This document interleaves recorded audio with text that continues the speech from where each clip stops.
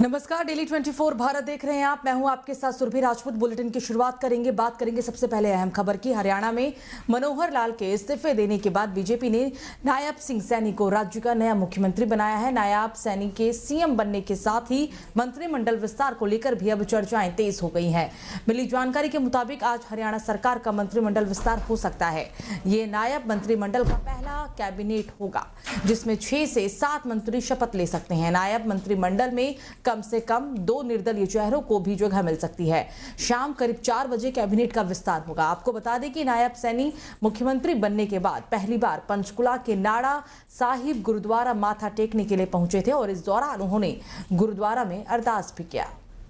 तो supreme court आज नागरिकता संशोधन नियम यानी कि सीएए से जुड़ी कई याचिकाओं पर सुनवाई करेगा। इन याचिकाओं को इस कानून को लागू करने के केंद्र सरकार के फैसले पर तब तक रोक लगाने की मांग की गई है जब तक कि सुप्रीम कोर्ट नागरिकता संशोधन की संवैधानिक वैधता को चुनौती देने वाली याचिकाओं पर फैसला नहीं कर लेती। Chief justice of India DY Chandrachud, न्यायमूर्ति JB पारदीवाला और न्यायमूर्ति मनोज मिश्रा की पीठ ने शुक्रवार को इंडियन यूनियन मुस्लिम लीग की ओर से पेश वरिष्ठ वकील कपिल सिब्बल की दलीलों पर ध्यान भी दिया कि एक बार फिर प्रवासी हिंदुओं को भारतीय नागरिकता प्रदान कर दी गई है तो वहीं उसे वापस नहीं लिया जा सकता, इसलिए इस पर जल्द से जल्द सुनवाई जरूर हो। आपको बता दें कि CAA 1955 के नागरिकता अधिनियम में एक संशोधन करता है। ये कानून अफगानिस्तान, बांग्लादेश और पाकिस्तान के हिंदू, सिख, जैन, पारसी, बौद्ध और ईसाई समुदायों से आने वाले उन प्रवासियों के लिए भारतीय नागरिकता प्राप्त करने का मार्ग प्रशस्त करता है जो अपने संबंधित देशों में धार्मिक उत्पीड़न का शिकार हैं और 31 दिसंबर 2014 या उससे पहले भारत में प्रवेश कर चुके थे। तो ज्ञानवापी श्रृंगार गौरी मामले में मुख्य पक्षकार राखी सिंह की तरफ से जिला न्यायालय में दाखिल की गई 2 याचिकाओं पर आज सुनवाई हो रही है। राखी सिंह की तरफ से सबसे पहली याचिका श्रृंगार गौरी के नियमित दर्शन को लेकर दाखिल की गई थी, जिसके बाद 4 अन्य महिलाएं भी इस मामले में साथ में जुड़ गई थी। इस प्रकरण के बाद राखी सिंह ने कई अन्य याचिकाओं की भी दाखिल की और जिसमें से एक व्यास जी के तहखाने के खुलने के बाद मौजूद अन्य 8 तहखानों को खोलने की भी डिमांड की गई, जिस पर सुनवाई शुरू हो चुकी है।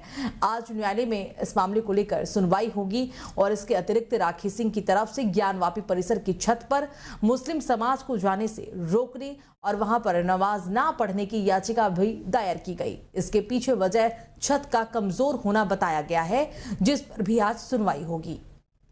राखी सिंह के अधिवक्ता मन बहादुर सिंह, अनुपम त्रिवेदी और सौरभ तिवारी ने ज्ञानवापी परिसर में मौजूद बंद तहखानों को खोलने की मांग करते हुए इसका सर्वेक्षण आर्कियोलॉजिकल सर्वे ऑफ इंडिया की तरफ से कराए जाने की डिमांड भी रखी, जिस पर कोर्ट में सुनवाई हो रही है। वादी की तरफ से लगाए गए तहखानों के नक्शे और अन्य गुप्त तहखानों के भी मौजूद होने की बात कही गई, जिसकी जांच की अपील करते हुए इसे अनिवार्य भी बताया गया, जिस पर कोर्ट ने याचिका को पिछले दिनों स्वीकार करते हुए दोनों पक्षों को सुनवाई के लिए नोटिस जारी किया था। खबरों में आगे बढ़ते हैं। दिल्ली के CM अरविंद केजरीवाल को 2 समन जारी किए गए। दिल्ली शराब नीति मामले में उन्हें 9वीं बार समन भेजकर 21 मार्च को पूछताछ के लिए बुलाया गया। इस मामले में ED उन्हें अब तक कुल 8 समन भेज चुकी है। हालांकि वे एक बार भी पूछताछ के लिए पेश नहीं हुए। इस बीच दिल्ली शराब घोटाले पर प्रवर्तन निदेशालय यानी कि ED का बयान आया है। जांच एजेंसी ने कहा है कि CM अरविंद केजरीवाल सहित कई अन्य आम आदमी पार्टी नेताओं और BRS पार्टी के नेता के कविता ने मिलकर शराब घोटाले की साजिश रची थी। इस बयान पर जवाब देते हुए आपने कहा कि उनके खिलाफ जांच एजेंसी के पास एक भी सबूत नहीं है और मामला अभी कोर्ट में है, लेकिन जांच एजेंसी इंतजार करने के बजाय उन्हें किसी भी कीमत पर गिरफ्तार करना चाहती है। अतिशी ने कहा कि क्या जमाना आ गया है, देश की इन्वेस्टिगेटिव एजेंसी खबरें प्लांट कर रही है। कुछ ही देर पहले इन्फोर्समेंट डायरेक्टरेट यानी ED ने मीडिया में एक बयान दिया है अरविंद केजरीवाल जी के खिलाफ। ये क्या जमाना आ गया है कि अब देश की इन्वेस्टिगेटिव एजेंसीज मीडिया में स्टोरी प्लांट कर रही है। ED का ऐसा बयान देना ये साफ साफ दर्शाता है कि आज के दिन में ED और CBI भारतीय जनता पार्टी के गुंडे बन के रह गए हैं।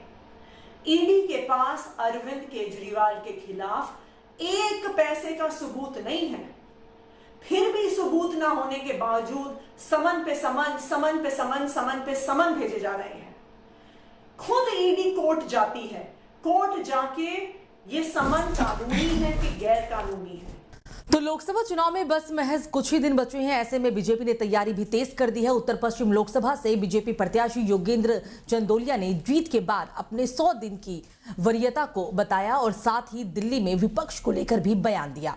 डेली 24 भारत के संवाददाता हिमांशु दुबे ने उत्तर पश्चिम से बीजेपी के लोकसभा प्रत्याशी योगेंद्र चंदोलिया से खास बातचीत की है। उत्तर पश्चिमी दिल्ली से जो बीजेपी के सांसद प्रत्याशी हैं, हम बातचीत करेंगे योगेंद्र चंदोलिया जी से। सर, क्या कहेंगे जिस तरीके से आप पर पार्टी ने भरोसा जताया, आपको प्रत्याशी बनाया, कितना आप आश्वस्त हैं जीत को लेकर? जीत को लेकर 7वां चुनाव लड़ रहा हूँ। 6 चुनाव पहले लड़े हैं। 100% जीतूंगा, रिकॉर्ड मार्जिन से जीतूंगा। मैं ही नहीं जीतूंगा, दिल्ली के सारे सांसद, 7 सांसद हैं, 5 लाख 5 लाख 5 लाख 5 लाख 5 लाख 5 लाख 5 लाख 35 लाख से ज्यादा वोटों से इनको हराएंगे। मिनिमम 35 बता रहा हूं। और दिल्ली में कुछ जगह जमानत जब्त ना हो जाए, इसके बाद देखो, देख लेना। इंडिया गठबंधन के जो नेता हैं, जो उम्मीदवार, वो आपके लिए कितनी बड़ी चुनौती है? कांग्रेस और आम आदमी पार्टी मिलकर चुनाव लड़ रही है। चोर चोर मोसेरे भाई, नापाक गठबंधन। मैं तो उनको सुझाव देना चाहता हूँ, जिस दिन इनका जो गठबंधन हुआ था उसमें ममता भी थी, उसमें लालू यादव जी भी थे, उसके अंदर अखिलेश जी भी थे, आम आदमी पार्टी भी है, उसमें कांग्रेस भी है। दिल्ली की 7 सीटें हैं, क्योंकि 3 कांग्रेस और 4 सीटें आम आदमी पार्टी। तो गठबंधन नाम तो कोई बचा नहीं। 1 सीट ममता को दे दो, 1 सीट लालू को दे दो, 1 अखिलेश यादव को दे दो और 1 किसी और को, कम्युनिस्टों को दे दो।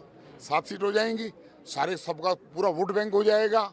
और उसके बाद भी अगर 30% वोट ले लें तो बहुत बड़ी बात होगी। आप लोगों के मुद्दे क्या रहने वाले हैं, बस ये बता दीजिए आखिरी सवाल। मोदी है तो मुमकिन है, कोई मुद्दा नहीं है। देश का विकास 2047 में जो मोदी जी ने संकल्प लिया है, विकसित भारत, वो हमारा मुद्दा है। बहुत धन्यवाद सर। तो देखिए, ये हमने बातचीत करी उत्तरी पश्चिमी दिल्ली से जो सांसद प्रत्याशी हैं बीजेपी के, वो कह रहे हैं कि बीजेपी का जो संकल्प है 2047 तक प्रधानमंत्री मोदी का, विकसित भारत का, उसी संकल्प के साथ हम लोग चुनावी मैदान में जाएंगे और चुनाव जीत कर आएंगे। वीडियो जर्नलिस्ट संदीप के साथ हिमांशु दुबे, डेली 24 भारत, दिल्ली।